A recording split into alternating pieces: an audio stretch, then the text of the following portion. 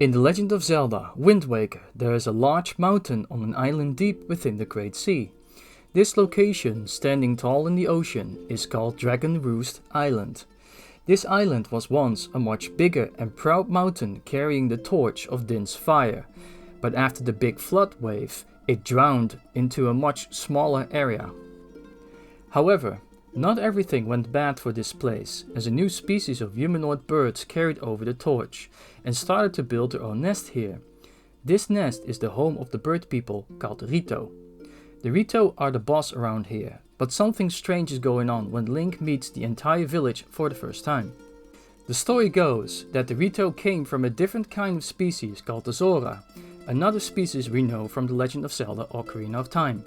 The Zora, which are basically humanoid walking talking fish, escaped from the lower parts of the mountain after the flood occurred, and their homeland, called Zora's Domain, was unfortunately delved into the sea with it. Their escape created new life for them and turning them slowly into humanoid birds, while staying at the top of the mountain, which resulted into creating their own home. It was here that Link encounters two special people called Medli and Prince Komali. Medli, the caretaker of Komali, wants to understand what is going on with the island sky spirit Velu, a red dragon that protects the entire island of Dragon Roost. Velu seems to be extremely agitated, but nobody knows why the dragon is this upset. Meanwhile, the other tribe members are upset about the tradition of their culture, as their species are now in danger. According to this tradition, a red dragon scale has to be given to a Rito that reached the stage of adulthood by Velu after reaching the top of the mountain, and so the scale can grow the Rito their wings in order to survive and continue their legacy. With this in mind, Link has to go and check out what has happened to Velu and see if he can deal with the problem. By meeting Medli and between their conversation, Link helps Medli to reach the path leading to a giant cave, while fixing the water spring that Velu accidentally closed by being extremely angry, causing earthquakes and tremors. By fixing it, he also reaches the path of the cave, and his journey begins. While continuing up the path of the mountain, we reach the second dungeon of the game, called Dragon Roost Cavern.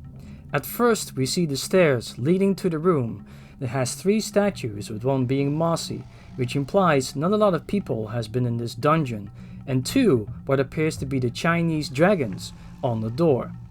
A symbol of a harp can be seen on the blocks, but what is even more interesting to me is the door itself, as it has these spires surrounding them that looks like sun rays. This room also looks a lot like the previous Fire Temple entrance from Ocarina of Time, but the room is totally different in layout. The three statues are representing the old Gorons that used to live in this area. But where did they go? Well, the answer lies in the sequel called The Legend of Zelda Phantom Hourglass. They escaped to a new island and started a new life there. The dungeon has not changed much since its abandonment, but there are still a few changes here and there. The first thing I found interesting was the small prison cage in the main room. The prison cage looks like a bird cage, but there's a large fire coming from down below, almost as if something was there to be cooked into meat stew. Maybe this was supposed to be a sacrifice to the dragons that came before Velu. The Fire Temple from Ocarina of Time also had something similar going on, as the Gorons got imprisoned there by Ganondorf to be eaten as a snack by Volvagia, the fire dragon. This could also be a small remnant of that ancient past that stayed behind. There are many skulls here that look Hylian-like, and they are scattered all over the dungeon. Is this implying that there was some sort of sacrificial ritual taking place here by the Gorons or somebody else, and who dumped these skulls here? Going through the dungeon, you encounter a few colored red patent stones marked with specific symbolism, like a red star. Looking at these symbols, it could mean that these are ancient worshipping stones that guided the religious system that the Gorons had during the days here. Important items are found in the dungeon locked away in chests on these stones, implying that the Gorons used these stones to identify certain items. But what is strange is that it's very specific. I would say that these are items that the Gorons protected from outsiders, or got marked in some way for future endeavors. Gorons aren't evil creatures, but they are stoic and follow their ancient traditions with an iron fist. Something that seems very familiar with the Rito, as they think the same way. Throughout the dungeon we can find a few hanging dragon claws holding what appears to be orbs or stones, but the way these are created look a little off. The reason why is that these are created for the Rito to travel around the dungeon with, as we can find a sacred item here called the grappling hook. This item was once created by the Zora to travel around long distances and was given to the Hylians as well. It was used all over Hyrule but was only used for certain situations. When the Zora evolved into the Rito, they took this item with them and climbed the mountain in order to get to higher grounds after the flood, but didn't really need the item anymore as the Rito started to evolve their own wings to continue traveling. It was only used by the Rito children reaching adulthood in their traditional ritual as a tool for climbing the mountain and receiving the skill from Volu. Reaching the last room of the dungeon, we have a much bigger area that is the boss room of a giant monster called Goma, and it's waiting there to fight Link. The creature has a giant shell and its skin is like armor, guarding itself from any pain or the heat of the lava. This was the monster creeping the tail of the Sky Spirit, causing all the harm and trouble of Dragon Roost Island.